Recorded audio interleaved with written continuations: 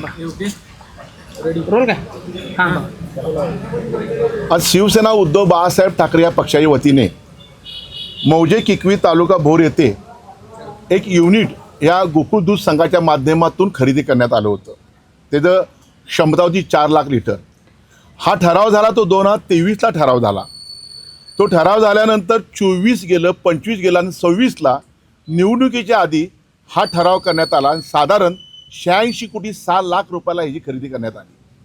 आमचा असा आरोप आहे ही अत्यंत चुकीची माहिती घेऊन तिथला रेडीरेकनाचा दर न बघता, तिथला व्हॅल्युएशन रिपोर्ट न बघता साधारण एक 50 कोटी रुपयाचा ढपला कुणीतरी पाडल्याची शक्यता नाकारता येत नाही आहे. म्हणून सन्माननीय मुख्यमंत्री, सन्माननीय साहेब, सन्माननीय DDR पुणे आणि सर्व अधिकाऱ्यांनी, सरकारने आता शेतकरी महत्त्वाचा का तुम्हाला संचालक महत्त्वाचे हे बघणं अत्यंत गरजेचं आहे. कारण सकाळी 4 वाजल्यापासून शेतात मुतात तो शेतकरी आमचा राबून हा दूध संकलन करतो आणि त्यांच्या जीवावर हा दूध संघ उभा राहिलेला आहे, कुणाच्या संचारावर राहिलेला नाही आहे. ठीक आहे, आनंदराव चुयेकर असून ते, नरकेसाहेब असून ते 720 लिटरपासून सुरुवात केली, आता 20 लाख लिटरचं संकलन आहे.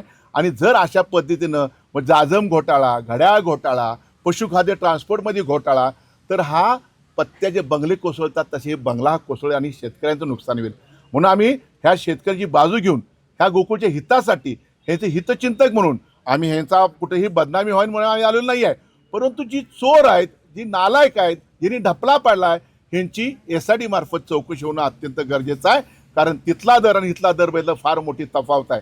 आणि माझी माहिती अशी आहे, काही संचालनाविषयी माहीतच नाही आहे. मग 23ला सत्ताधारी गप्प आहेत, 24ला गप्प आहेत, 26ला ठरावात गप्प आहेत. मग विरोधक काय करतायत? विरोधकांचं काम नाही का? मग विरोधकांनी आणि सत्ताधाऱ्यांनी ठरवलं पाहिजे, सरकारने ठरवलं पाहिजे, तुम्ही खरोखर शेतकऱ्यांचे तुम्ही वैरे आहात का त्यांचे कैवारी आहात हे तुम्ही ठरवायला पाहिजे.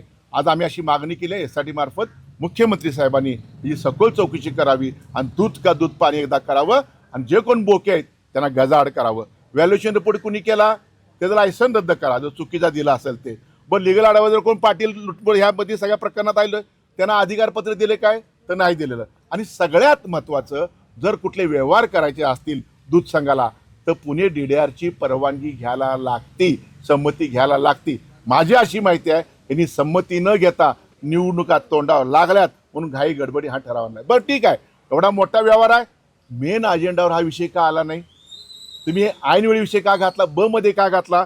हा ठराव क्रमांक 14B मध्ये घातलेला आहे. मग अजेंडा विषय आला असता ती चर्चा झाली असती, लोकांना कळलं असतं. म्हणून हा घाई गडबड घालून ह्यात कुठं तर फार मोठा घोटाळा झाला आहे असा आमचा आरोप आहे. म्हणून SIT मार्फत चौकशी व्हावी. शिवसेनेचं काय इशारा असेल काय नाही, आज आम्ही मालगावी साहेब इथले जे प्रशासक आहेत त्यांचे 2 सहकारी आहेत त्यांना विनंती केली आहे की तुम्ही ह्याचा सखोल चौकशी करा, ह्याचं पेपर वगैरे बघा आणि ह्यात जर तथ्य असेल तर त्यांच्यावर कारवाई करा. अन्यथा आम्हाला भविष्यामध्ये ह्यांच्या विरोधात लढा उभा करावा लागेल. आणि जर शेतकरी अन्याय होत असेल, ह्यात जर तुम्ही काळाबरोबर करून यांना जर वाचवण्याचा कोण प्रयत्न करत असेल, दबावापाठी कोण गबस असेल तर आम्हाला इथं यांच्या दारात ठिया मारून आंदोलन करावं.